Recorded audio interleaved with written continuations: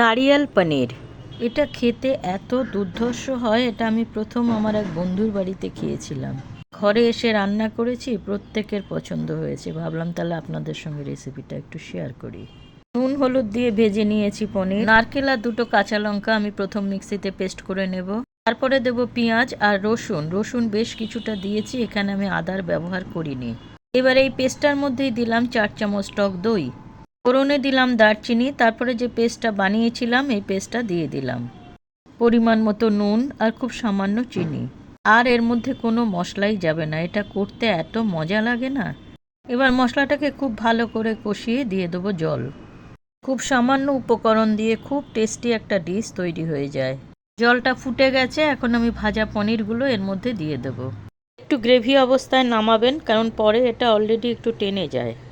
নারিয়েল পনির ready. অবশ্যই একবার বানিয়ে খাবেন, দুর্ধর্ষ টেস্ট এটা।